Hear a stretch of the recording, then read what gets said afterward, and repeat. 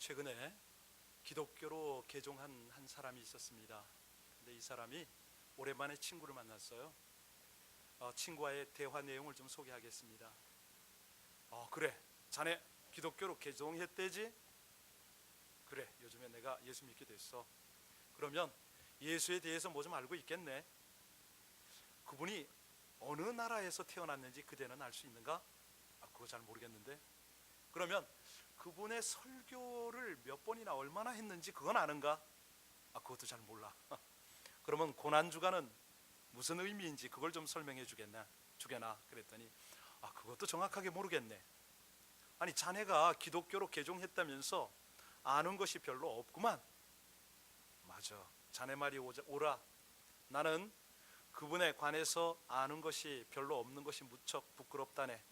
그렇지만 내가 이것은 분명히 알지. 3년 전 나는 술 주전뱅이였고 많은 빚을 지고 있었어. 우리 가족들은 알거지가 되기 일보 직전이었고 아내와 아이들은 내가 집으로 돌아오는 것을 무척 두려워했지. 하지만 나는 지금은 술 마시지 않는다네. 모든 빚도 청산했고 이제는 행복한 가정을 이루게 되었네. 내 자식들은 내가 저녁 시간에 귀가하기를 간절히 기다리고 있고 이 모든 것들은 그리스도 그분 때문에 가능하게 되었네. 나는 예수에 관해서 이 같은 것은 알고 있지. 여러분 어떠세요? 이 사람의 고백이 참 우리의 고백과 흡사하지는 않은지요. 정말로 안다는 것은요, 자신이 알고 있는 것으로 변화되는 것, 이까지를 포함하는 것, 그렇게 우리가 이야기할 수가 있는데, 오늘 설교 제목을 따라서 이 복음, 진리, 이것이 분명하게 그리고 온전하게 전해져야 하는 이유가 바로 여기 있습니다. 사실은 복음을 깨달으면요, 사람의 생각이 바뀌어집니다. 그리고 마음이 달라지는 것이죠. 여러분들과 제가 이제 부활주의를 한 주 앞두고 있는데 그동안 기도해오고 하나님 앞에 그 영혼 구원과 또 바른 삶을 위해서 그렇게 우리가 관심 가졌다면 이제는 그분들을 이 절기에 모시고 와야 할 그런 계기가 되었습니다. 자, 오늘 전체를 그렇게 한번 우리가 주제를 한번 생각해 보죠. 이 복음이라는 것, 복음이 어떤 것이냐? 아니, 복음이 어떻게 들리느냐? 여러분들은 복음을 어떻게 들으십니까? 오늘 본문 배경에 나오는 사람들, 그 인물들을 가만히 살펴보면요, 묵상하면 묵상할수록 하나님의 복음이 그들의 귀에 들린 것이 아니었어요. 아니, 복음이 어디로 들린다고요? 마음속으로. 복음은 귀에만 들리는 것이 아니라 사람의 마음속에 이르게 하는 하나님의 역사라는 것이죠. 영혼의 각인이 되도록 하는 것이 복음입니다. 하나님의 역사하심이 언제 어떻게 나타날지 우리가 잘 알지 못하지 않습니까? 그래서 우리가 늘 성경 말씀을 열심히 읽고 묵상하고 나누고 또 하나님 명하시면 그 일에 순종하려고 최선을 다하죠. 그 과정 속에서 우리의 영혼과 하나님의 만남이 이루어지기 때문에 그때 역사가 일어나거든요. 그러면 아주 전혀 새로운 존재로 만들어버립니다. 아니, 깨달은 사람은 완전히 바꿔버리는 그런 역사가 일어나는 것이죠. 여러분, 우리 주님께서 언제 마음을 만지실지 모르겠는데 오늘도 그러한 은혜가 저와 여러분에게 이 자리에서 일어나길 주의 이름으로 축원합니다. 네, 오늘 우리 본문을 좀 살필 필요가 있는데요, 먼저 갈라디아서를 충실하게 큐티하셨습니까? 1장부터 쭉 전개되는 것이 내용이 간단치는 않습니다. 아주 딱딱하죠. 오늘 설교도 대부분 그렇게 진행이 될 것인데, 자, 부드럽게 할 것인가, 예화를 많이 넣을 것인가, 아니면 진리의 말씀을 그대로 전할 것인가, 이것은 기도 가운데 하나님이 주시는 부담을 따라갈 것입니다. 자, 오늘 11절부터 14절까지 내용을 다시 한번 눈으로 보시기 바랍니다. 이 내용이 배경을 이해해야 와 닿습니다. 어떤 배경이냐면 우리 기독교의 역사 속에 최초로 이방에 전해진 복음, 그로 말미암아 세워진 교회가 어느 교회죠? 안디옥 교회입니다. 지금 이 안디옥 교회에서 일어난 일을 바울 사도가 우리에게 설명하고 있어요. 안디옥 교회에는 흩어진 그리스도인들이 모여가지고 이방에다가 최초로 세운 그런 교회였습니다.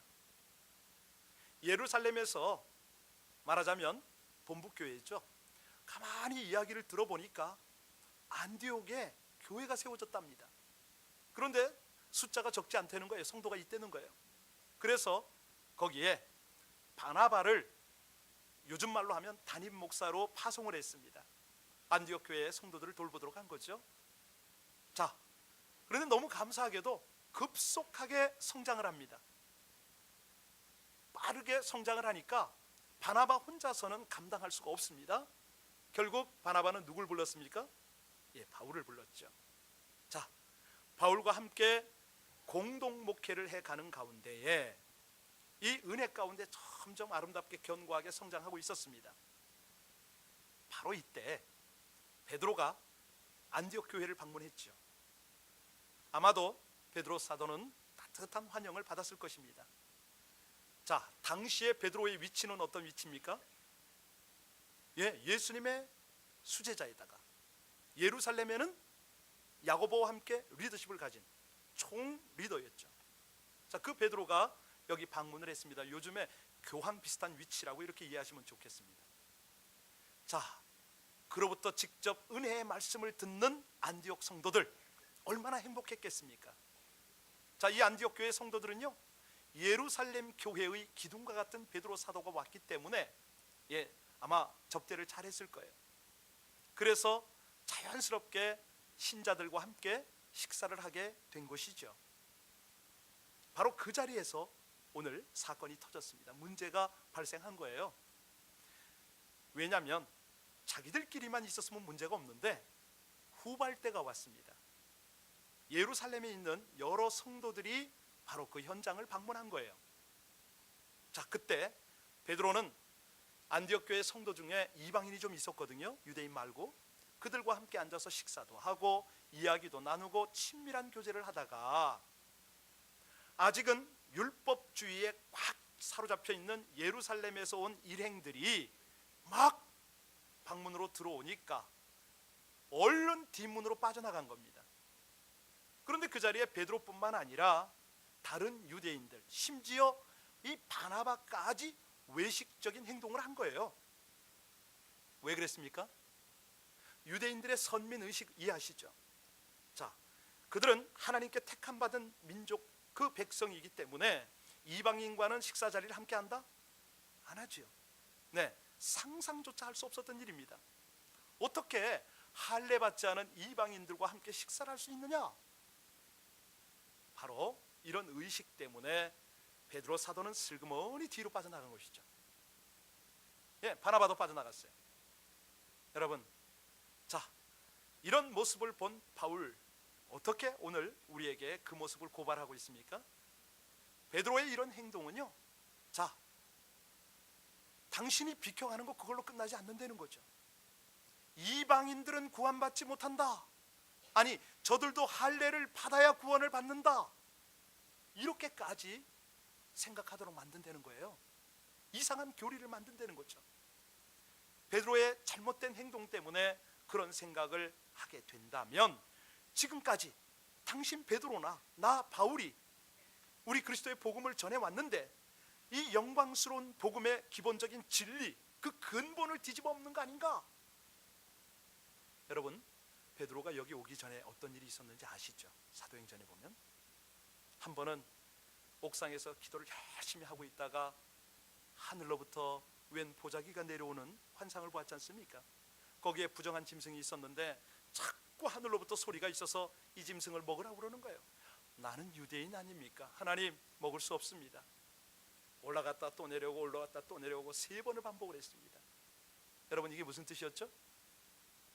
네, 그렇죠. 그 환상 속의 기도가 맞춰지니까 바로 누가 왔어요? 이방인 고넬료가 보낸 사람이 온 거예요. 그 동시간대에 함께 하나님이 양쪽의 역사를 하셔서 고넬료가 보낸 사람이 왔을 때에 깨달았죠. 그렇군요. 하나님이 정하다고 하면 그 짐승은 먹을 수가 있는 것이고 하나님이 정하다고 하면 이방인 집에도 유대인이 가야 되는 것이군요. 그걸 깨닫고 고넬료 집에 갔잖아요. 거기 고넬료 집에 가서 와 복음을 전했더니 성령이 임하는 걸 몸소 체험을 했습니다. 그런 베드로 아닙니까? 그러면 바울은요? 오늘 여기서 바울이 이 베드로가 복음의 진리를 따라 행하지 않는 것을 본 거예요. 자, 그러면서 간파를 합니다. 뭘 간파했냐면 교회 안에는 진정한 코이노니아, 교제가 일어나야 되는데 이거를 근본부터 차단하고 있는 모습을 본 거예요. 아니 복음의 진리를 좀 제대로 펼쳐야 되는데 와 이건 벽을 만들고 있다. 그래서 오늘 게바를 아주 신랄하게 책망을 했습니다. 여러분 한번 생각해 보세요. 누가 누구를 나무라는 겁니까? 여러분이 아는 바울은 어떤 사람입니까? 직전까지 어떻게 살았습니까? 소위 잘 나가는 그런 가말리엘 문화권 안에 거기서도 뭐 공회원에다가 아주 끝내주는 배경 가지고 예수 믿는 사람이라면 다 핍박하고 옥에 가두고 심지어는 죽이러 쫓아다녔던 그가 아닙니까? 그런데 어떻게 이런 일이 벌어졌는가? 참 하나님의 역사를 보면서요 하나님 행하시는 일이 놀랍다. 여러분 새벽에 제가 아주 깊이 있게 말씀을 드렸는데 오늘 여러분에게 짧게 간략하게 말씀드리면 사실은요 유대인들 입장에서 바울을 가만히 보면 웃기지도 않아요. 아니 지가 언제부터 예수 믿었다고 예수를 어떻게 안다고 베드로를 책망하냐 이거죠. 그렇죠? 바울 사도가 이런 걸 깨달은 것입니다. 맞아, 유대인 그리스도인들이 나를 보면 마치 저 이방 세계에 있다가 난데없이 나타난 사람이 예수 믿으라고 전하고 이제는 내가 예수를 전하겠다고 하고 저들이 볼 때는 영락없는 나는 이방인이겠지, 이걸 깨달은 거예요. 그러면 하나님께서 왜 그런 나를 부르셨을까? 오 그렇구나, 나는 유대 동족보다는 이방인에게 복음을 전하라고 유대인들로부터 이방인의 위치에 있도록 그렇게 하셨구나. 여러분 기가 막힌 깨달음이에요. 이걸 이제 짧은 시간에 다 나눌 수는 없고 새벽 기도에 오신 분만 끄떡끄떡 하시는데 여튼 간에 이 바울 사도가 이제는 핍박자에서 증거자로 완전히 바뀌었지 않습니까? 그리고 당대의 최고의 리더십인 베드로를 지금 책망하고 있어요. 무엇이 그렇게 만들었습니까? 예, 말할 것도 없이 복음이죠. 복음입니다. 그러면 우리 바울이 전하는 복음의 진수가 오늘 본문에 어떻게 나타나 있습니까? 먼저 15절 16절 같이 읽겠습니다. 복음의 진수에 대해서 우리 함께 같이 읽겠습니다. 15절 16절입니다. 시작. 우리는 본래 유대인이요 이방 죄인이 아니로되 사람이 의롭게 되는 것은 율법의 행위로 말미암음이 아니요 오직 예수 그리스도를 믿음으로 말미암는 줄 알므로 우리도 그리스도로 예수를 믿나니 이는 우리가 율법의 행위로서가 아니고 그리스도를 믿음으로써 의롭다함을 얻으려 함이라. 율법의 행위로서 의롭다함을 얻을 육체가 여러분 이것이요 잠깐만 바울의 입장에 한번 가보세요. 자기처럼 예수 믿는 사람을 핍박하고 예수를 그렇게 저주하던 사람을 이렇게 바꿔놓을 수가 있는가? 이것을 한마디로 은혜가 아니고는 내가 어떻게 설명할 수가 있겠냐 이거죠. 나는 정말 인간의 관점으로 보면 능지처참을 당해도 수도 없이 죽임을 당해도 난 할 말이 없는 사람인데 이제 어쩌자고 하나님 앞에 이렇게 은혜를 입게 되었느냐, 나 같은 죄인을 어떻게 의롭다고 하나님이 만드셨느냐 이거죠. 그거를 뼈저리게 느낀 거예요. 여러분 여기에서 우리가 아주 귀한 도전을 받습니다. 왜냐하면 자 율법을 이야기하면 바울만큼 율법을 완벽하게 소화하고 나름대로 지키려고 애쓴 사람이 있겠어요? 없지요. 그런 그가 율법은 아니라는 거예요. 은혜라는 거예요. 지금 우리하고는 비교되지 않을 정도의 확실한 사람입니다, 이 바울이. 자 여기서 100% 순종을 요구하는 율법, 이 율법을 내가 지키려고 했지만 난 의롭게 될 수가 없었다, 이 고백을 하는 게 느껴지지 않으세요? 그 어떤 사람도 율법 앞에서는 의롭다 할 육체가 없다는 거예요. 내가 경험해 보니까 나름대로 난 최선을 다해봤는데 안 되더라. 그런데 예수를 만나고 나니까, 예수를 믿고 나니까 그분으로 말미암아 의롭게 되는 것을 알게 하더라. 그 내용이 에베소서 2장 8절 9절이거든요. 제가 읽어드릴게요. 너희가 그 은혜로 인하여 믿음으로 말미암아 구원을 얻었나니 이것이 너희에게서 난 것이 아니요 하나님의 선물이라. 행위에서 난 것이 아니니 이는 누구든지 자랑치 못하게 함이니라. 이렇게 말합니다. 이게 이제 잘 와닿지 않으면요 로마서를 가야 돼요. 로마서 3장 20절에 그런 말을 하죠. 그러므로 율법의 행위로 그의 앞에 의롭다 하심을 얻을 육체가 없나니 율법으로는 죄를 깨달음이라. 이는 율법 외에 하나님의 의가 한 의가 나타났으니 율법과 선지자들에게 증거를 받은 것이라. 곧 예수 그리스도를 믿음으로 말미암아 모든 믿는 자에게 미치는 하나님의 의인이 이것이 차별이 없느니라. 이렇게 말합니다. 와, 할렐루야. 아멘 하시는 분은 말씀이 들어가는 분이에요. 예, 안 하는 분은 안 들어가는 게 아니고요. 예, 조금만 더요. 여러분, 우리가 예수를 믿으면서 율법을 잘 지켜, 십계명 잘 지켜야 된다 이런 생각하지 않습니까? 그런데 율법으로 돌아가는 것은 엄청난 모순이다 이걸 말하고 있어요. 오늘 심각한 걸 우리가 듣고 있습니다. 우리 17절로 18절 함께 볼 텐데요, 그 내용을 이해하기 위해서 최선을 다해서 집중하면서 읽겠습니다. 시작. 만일 우리가 그리스도께서 죄를 짓게 하는 자냐? 결코 그럴 수 없느니라. 만일 내가 헐었던 것을 다시 세우면 내가 나를 범법한 자로. 여러분, 우리가 예수를 믿어서 우리는 의롭게 된 거예요. 자신의 행위로서 내가 계속 의를 유지하겠다, 이 노력을 지금 지적하고 말하는 겁니다. 여러분, 우리가 의롭게 살려고 막 노력하다가 죄를 지으면 어떻게 되죠? 예수를 또 죄짓게 하는 거냐? 이 질문을 하고 있습니다. 결코 그럴 수 없다.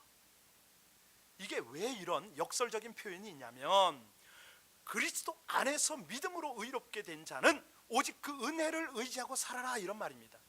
은혜 때문에 산다는 거예요. 여러분, 우리 자신의 노력이나 행위로 주님이 원하시는 삶을 그 수준까지 살 수 있을 것 같아요? 아닙니다. 실패할 수밖에 없습니다. 오늘 사울이 나 바울이 된 것이 어떻게 된 건지 아느냐 이 말을 하고 있어요. 이건 율법이 아니다. 오직 하나님의 은혜 때문에 내가 바울이 된 거 아닌가. 나 같은 핍박자가 이제 어떻게 증거자가 되도록 이렇게 하나님이 나를 바꿔놓냐 이거죠. 내가 나뿐만이 아니더라는 거예요. 내가 가서 구원의 복음을 전하면 이 복음을 듣고 그것을 받아들이는 사람 치고 구원받지 못하는 사람 내가 못 봤다. 복음을 받아들이는 사람 치고 기도했을 때 낫지 않는 사람 못 봤다. 복음을 받아들이는 사람 치고 그가 부자든 가난한 자든 유식하든 무식하든 노인이든 젊은이든 모든 모순된 행위에서 노임받는 그런 것을 내가 확인했다. 무엇보다도 영적인 질병에서 고침받는 것을 내가 수도 없이 보지 않았느냐. 여러분, 이것이 조금 딱딱하고 어렵다면요, 저는 오카는 목사님의 이야기를 인용을 하겠습니다. 오카는 목사님이 살아계실 때 그런 얘기를 했죠. 오늘날 교회 안에는 율법을 깨닫는 은혜를 너무 잊었습니다 이렇게 표현을 했어요. 율법을 좀 깨달아야 되는데, 아니 복음에 감격하기 위해서는 필수적으로 율법이 있어야 합니다 이 고백을 했어요, 오카는 목사님이요. 자, 질문하겠습니다. 율법은 뭐고 율법주의는 뭡니까? 우리가 이 시대에 예수님을 믿음으로 말미암아 율법주의자들을 막 우리가 평가합니다. 과연 우리는 율법주의자들보다 나을까요? 그렇다면 율법과 율법주의에 대한 이해는 뭡니까? 여러분, 율법과 율법주의는 완전히 다른 겁니다. 율법은 한마디로 표현하면 하나님의 양심이다 이렇게 표현하면 좋겠어요. 아니, 변함없는 최고의 선이다 이렇게 우리가 이해하면 더 좋아요. 그러면 예수님의 십자가가 우리에게 은혜를 주셨는데 그 십자가 은혜가 율법을 배한 것이냐 아니면 율법을 반대하는 것이냐, 어떻게 생각하세요? 아니에요. 이거 이해 잘 하셔야 됩니다. 예수께서 자신의 몸을 내어주시면서 우리를 위해서 행하신 일은 율법을 어떻게 했어요? 완성하셨어요. 완성하신 그 은혜를 주셨어요. 그러니까 율법과 행함을 무시하는 은혜라는 것은 존재하지 않습니다. 이거 잘 들으셔야 되는데요. 그러면 율법이 우리에게 주어진 목적이 뭘까요? 왜 율법이 필요할까요? 할렐루야. 중요한 것은요, 우리가 그것을 잘 알고 잘 지키고 그래서 하나님의 의에 이르게 하느냐? 아니에요. 절대 그게 아니에요.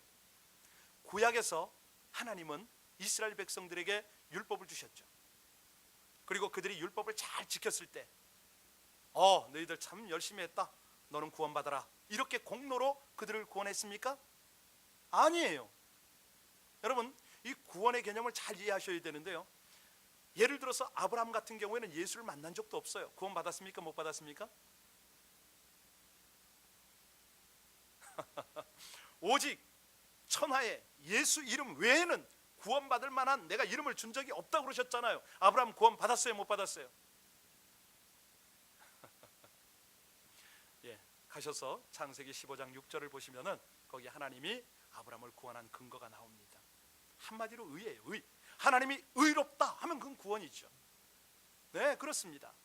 여러분, 여기에서 하나님이 그의 백성 삼으시고 그들과 언약을 맺었죠. 그리고 나서 하나님께서는 그들에게 언약 백성의 규범을 주셨어요. 그것이 율법이에요. 다시 말씀드립니다. 하나님의 은혜가 먼저고 율법은 나중이에요. 착각하면 안 됩니다. 율법이 먼저가 아니에요. 하나님의 은혜가 먼저예요. 하나님이 의롭다고 하면 의로운 거예요. 그리고 내 백성 삼았으니 자, 내가 너희에게 율법을 주마. 그래서 율법은 어느 때든지 하나님께로부터 나온 선한 것이다, 이걸 잊으시면 안 됩니다. 그런데 동시에 잊으면 안 되는 게 뭐냐면, 율법 그걸 잘 지켜서 내가 구원받겠다, 하나님의 은혜를 받겠다, 이게 아니에요. 율법의 목적은 뭐냐면 내 속에 있는 죄를 드러낸 겁니다. 내가 어쩔 수가 없구나, 내 속에 있는 건 죄밖에 없구나. 아니, 이걸 율법의 목적 중에 또 하나 목적이 뭐냐면요, 이 죄를 심화시킵니다. 갈등을 하게 만들어요. 정말 어찌할 수가 없구나, 오호라 나는 공고한 조라도 이 사망의 몸에서 누가 나를 건져내랴, 심화시켜요. 그래서 결국은 어디로 갑니까? 예수께로 인도하는 것이 율법이에요. 예수 그리스도께로 인도하는 교사가 바로 율법인 거예요. 그런데 이 율법을 하나님의 은혜나 하나님의 의를 얻기 위한 수단으로 여기는 그 사람이 곧 율법주의자인 거죠. 율법주의자, 이해하셨습니까? 저 사람, 예수 믿는 사람이 왜 저래, 정죄하는 사람을 우리는 율법주의자라고 그래요. 아시겠죠? 아주 심각한 겁니다. 여러분, 율법주의의 삶을 살게 되면 심각한 어떤 그런 결과를 초래하는 거 아세요? 왜냐하면 하나님의 은혜에서 끊어지니까 그래요. 은혜에서 끊어지니까. 그리고 결국은 우리는 율법의 저주 아래에 놓이게 됩니다. 예수님이 그런 말씀을 하셨는데, 부자가 천국에 들어가기가 낙타가 바늘기 들어가는 것보다 어렵다. 왜 그런 표현을 하셨을까요? 율법으로 들어가려고 하면 그렇다는 거예요. 그러면 천국은 뭐로 가요? 그렇지요, 믿음으로 가는 거죠. 은혜로 가는 것이죠. 저도 나름대로 선교사로서 목사로서 율법 지켜보려고 몸부림 왜 안 쳤겠습니까? 몸부림을 쳤죠. 하나님, 좀 저 제대로 된 목사 좀 되게 해주세요. 이게 뭡니까? 아니, 생각 속에 성도들에게 들키진 않지만 제 생각 속에 온갖 탐욕이 있고 교만이 있고 음란이 있고 이 더러운 죄를 어쩌면 좋습니까? 왜 몸부림을 안 쳤겠어요? 왜 통해 자복을 안 했겠어요? 아니, 정말 주님, 저 좀 어떻게 좀 하나님이 원하시는 그런 율법을 따라 사는, 제대로 계명을 좀 지키고 사는 그런 목사 좀 삼으시면 안 돼요? 몸부림을 쳤죠. 통곡을 해봤죠. 그때 정말 감사한 것은 주님께서 다가오셨다는 거예요. 저에게 오시더라고요.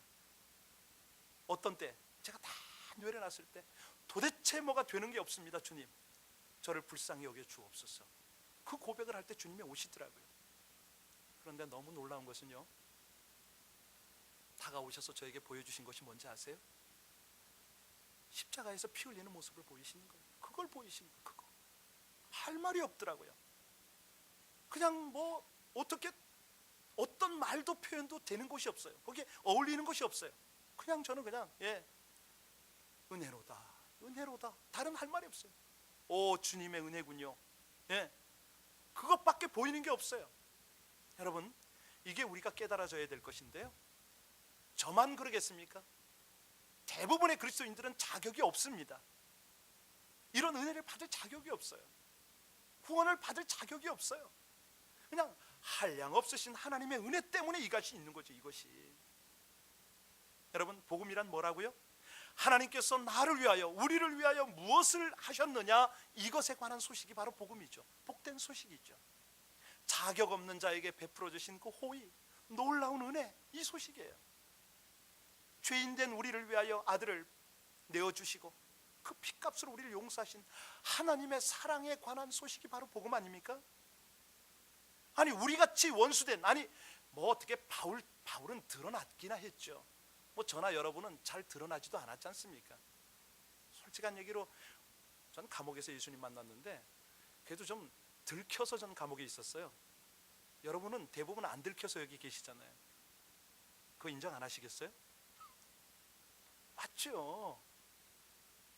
여러분, 원수된 우리를 사랑 안에서 받아주신 그 하나님의 은혜, 여러분, 복음의 진수가 뭔지 아시죠? 복음의 진수, 가장 최고 복음은 뭐냐면 그 하나님께서, 한량 없으신 은혜와 사랑의 하나님께서 예수님을 십자가 앞에, 십자가 위에 내주시면서 십자가에서 모든 것을 다 이루었다. 이것이 복음의 최고 복음의 진수예요. 예, 사람이 할 수 없고 율법이 할 수 없는 것을 하나님이 하셨다는 거죠. 예수 그리스도가 하셨다는 거죠. 이걸 보고 우리는 복음의 진리라고 그래요. 예, 그래서 우리가 이 은혜의 복음을 감사함으로 받는 것이죠. 이걸 믿는 것이죠. 그랬더니 결과가 뭡니까? 무력한 자에게 힘을 주셔요. 마른 땅에서 샘물이 솟아 터지게 하세요. 저 사막에서 백합이 피어나게 하신다는 거예요. 모든 심령 속에서 새 역사를 창조하는 것이죠. 전혀 가능성이 없는 그런 사울 같은 자에게서 하나님은 바울을 만들어내더라는 것이죠. 오늘 바로 그것을 철저하게 뼛속 깊이 깨달은 바울이 자기의 리더십인 베드로를 강력하게 책망하고 있지 않습니까? 그건 아닙니다. 이건 아니죠. 당신도 나도 다 경험한 거 아닙니까? 여러분, 이것이 바로 우리 주님께서요, 이 바울의 모습을 얼마나 기뻐하십니까? 그 속에 생명이 있는 거예요. 이 복음에는 생명이 있거든요. 사실은 복음 자체가 능력 있는 생명체지요. 골로새서 1장 6절에 바울이 그런 고백을 해요. 이 복음이 이미 너희에게 이르매 너희가 듣고 참으로 하나님의 은혜를 깨달은 날부터 너희 중에서와 또 같이 온 천하에서 열매를 맺어 자라는도다, 이렇게 말하죠. 예, 맞잖아요. 사울이 변해서 바울이 됐지 않습니까? 세리 마태가 변해서 사도 마태가 됐지 않습니까? 그 음란했던 사마리아 여인이 물동이 버려 두고 마을로 뛰어가서 새 메시아 만났다고 전도자가 됐지 않습니까? 삭개오도 그 마음을 주장하셔서 토색한 것을 4배나 갚겠습니다, 이 고백을 끌어내셨지 않습니까? 여러분, 참 이런 걸 보면요, 우리 하나님의 복음은 얼마나 사람들을 자유케 하는지 모르겠습니다. 예, 먼저는 하나님 앞에서 우리를 자유케 하시잖아요. 하나님 앞에서, 하나님 죄인 맞아요, 저 하나님의 은혜 없이는 못 살겠고요. 예, 내 주 예수 그리스도 때문에 내가 하나님 앞에 나왔어요. 우리 자유케 하잖아요. 그뿐입니까? 우리가 죄에서는 또 얼마나 자유합니까? 아, 이 사망의 죄가 얼마나 우리를 괴롭힙니까? 아주 그 습관적인 죄라든가 반복해서 자꾸 짓는 이런 그런 죄들, 뭐 더 정확하게 말씀드리면 저도 여러분도 다 이방인이었습니다. 언감생심이죠. 어디 하나님 앞에 나옵니까? 어디 이 신약 성경을 논할 자격이 있습니까? 아니거든요. 이런 소망 없는 이방인이었던 우리를, 허물과 죄로 죽었던 우리를 이제는 영적으로 살리셨어요. 생명을 주셨어요. 소망을 주셨어요. 이걸 깨달은 바울 사도가 오늘 20절에 얼마나 감격적인 고백을 합니까? 여러분 잘 아는 갈라디아서 2장 20절 다 외우시죠? 시작. 내가 그리스도와 함께 십자가에 못 박혔나니 그런즉 이제는 내가 사는 것이 아니요 오직 내 안에 그리스도께서 사시는 것이라. 이제 내가 육체 가운데 사는 것은 나를 사랑하사 나를 위하여 자기 자신을 버리신 하나님의 아들을 믿는 믿음 안에서 사는 것이라. 여러분, 외우기만 합니까? 아니면 이 말씀 속에 들어가서 묵상이 한 번쯤은 되셨습니까? 여기 아주 중요한 내용들이 많은데요, 그 중에 한두 개만 좀 살펴보겠습니다. 내가 그리스도와 함께 십자가에, 여러분, 바울이요, 예수 믿으면서 발견한 놀라운 사실이 뭡니까? 내 옛사람이 이미 주님과 함께 저 십자가에 못 박혀 있더라, 이 얘기 아닙니까? 그렇게 기고만장해서 예수 믿는 사람 죽이러 쫓아다녔는데 그때의 내가 십자가에 죽었더라, 이거예요. 지금 하나님이 이미 죽였더라는 거예요. 와, 여러분, 이게 믿어졌어요? 이게 보이세요? 이게 좀 보였으면 좋겠어요. 우리 눈에 깨달아졌으면 좋겠어요. 여러분들도 똑같아요. 예수를 바로 믿기 전에 그 악한 모습, 세상적인 모습은 우리 주님께서 예수님과 함께 십자가에 이미 못 박으셨음을 믿으시길 바랍니다. 이거 믿어져야 돼요. 믿어야 돼요. 그렇습니다. 저의 옛사람 십자가에 이미 죽이시고 이제는 제가 어찌하든지 주님으로 말미암아 살 것입니다. 여러분, 우리가 진정 예수를 제대로 믿는 사람이라면 나의 옛사람은요, 어제가 아니고 2000년 전에 주님과 함께 이미 십자가에 못 박혔어요. 아니, 지금도 내 옛사람은 십자가에 못 박혀 있는 것이죠. 여러분의 옛사람은 죽었음을 믿으십니까? 아니, 죽으실 겁니까? 예, 분명히 하십시오. 우리 예수님이 십자가에 돌아가신 것은 우리의 옛사람을 함께 그곳에 못 박기 위해서 돌아가신 겁니다. 여러분, 그렇다면 내가 나의 옛사람이 죽고 지금 오늘 이 갈라디아서 2장 20절 고백처럼 오직 내 안에 누가 사세요? 내가 그분과 함께 산다고 고백을 한다면 중요한 우리가 결단을 해야 됩니다. 어떤 결단이 필요하냐면, 자, 내가 세상의 죄가 나를 유혹해도 나는 대꾸하지 않는 겁니다. 무엇처럼? 시체처럼. 나는 죽었어요. 유혹이 몰려올 때 반응하지 마세요. 세상 사람들이 나를 욕할 때는 어떡합니까? 대꾸하지 않습니다. 왜? 시체니까. 예. 세상 사람들이 나를 칭찬하고 알아주고 높여줘도 나는 대꾸하지 않습니다. 왜? 나는 죽었으니까. 여러분, 이것이 굉장히 중요한 영적인 원리고 복음인데요, 뭐냐면 저와 여러분이 십자가에 못 박혔다는 것은 무슨 뜻이냐면 안목의 정욕, 육신의 정욕, 이생의 자랑, 이거에 대해서 반응하지 않는다는 거죠. 더 이상. 예. 만약에 그런 것에 자꾸 노출이 되고 그저 뭐 순간순간 삐지고 뭐 별 판단을 다 하고 비방을 잘하지 않습니까? 자꾸 반응하는 거예요. 그죠? 여러분, 시체가 어떻게 또 죽을 수가 있어요? 말도 안 되죠. 그만해야죠 이제. 여러분, 그렇기 때문에 우리가 안목의 정욕이 나를 유혹하고 육신의 정욕이 나를 시험을 하고 이생의 자랑이 나를 요동케 할 때 그때는 어찌 대처해야 됩니까? 담대하게 선언하라는 거죠. 어떻게? 나는 이미 십자가에 못 박혔다 선포하라는 거예요. 나의 옛사람은 어떻게 됐다? 이미 죽었다. 그래서 응답할 수가 없다, 반응할 수가 없다, 이거 소리치라는 거예요. 세상과 원수 마귀 앞에 우린 담대히 외쳐야 돼요. 나는 이미 어떻게 됐어요? 사는 것 같은데요. 예, 죽었습니다. 나는 더 이상 이 어둠의 권세와 인연을 맺을 수가 없다. 야 사단아, 더 이상 시간 낭비하지 마. 내 곁을 떠나가라.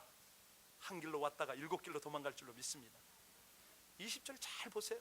거기 뭐라고 그랬습니까? 그런즉 이제는 내가 산 것이 아니요 오직 내 안에 그리스도께서 사신 것이라. 이 말이 무슨 뜻입니까? 직역할까요?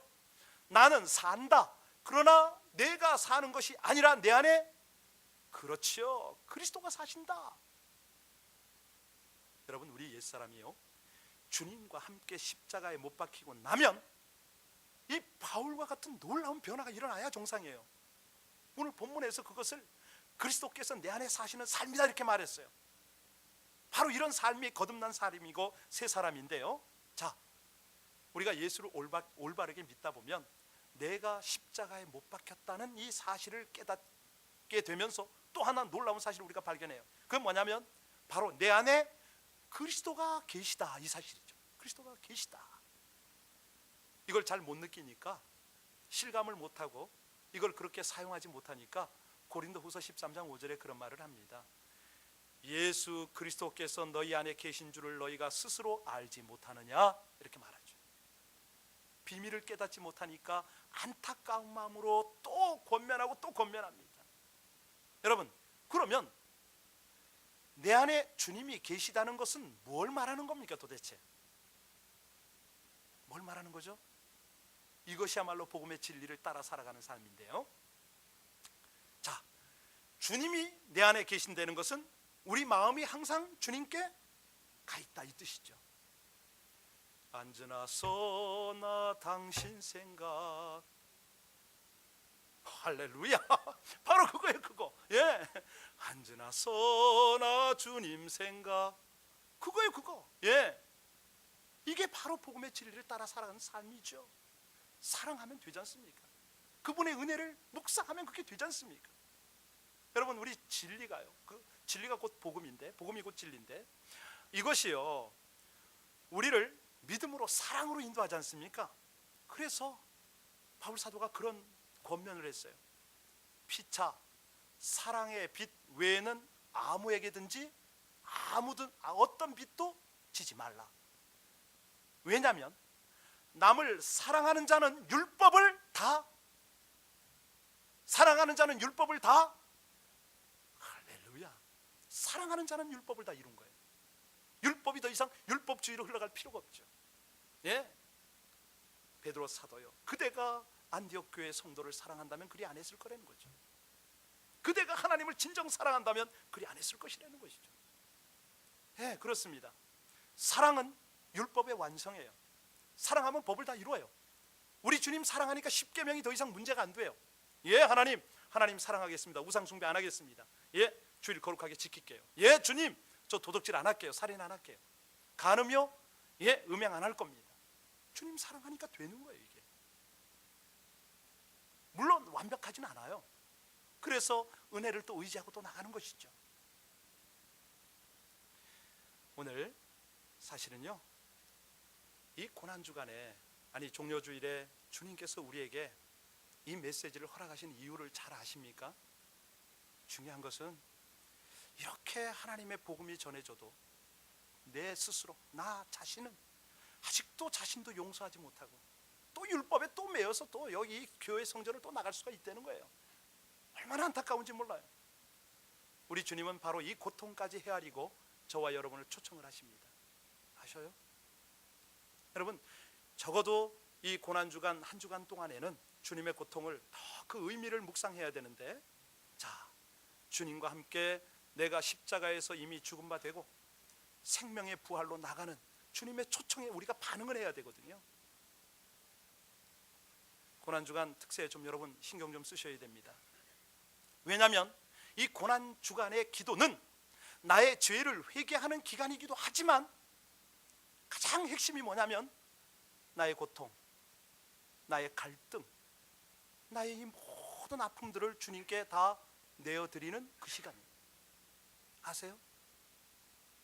귀한 절기예요. 귀한 은혜의 시간이에요. 여러분 놓치지 마세요. 사람들은 금식하고 절제해야 되고, 그러니까 막 압력으로 생각해요. 아니에요, 여러분. 우리 주님께서 다시 한번 우리들에게 초대하십니다. 얘야, 믿음의 갈등이 있지? 인간관계 아픔이 있잖아. 누구에게도 말 못하는 그런 아픔들, 질병들 다 가지고 나와.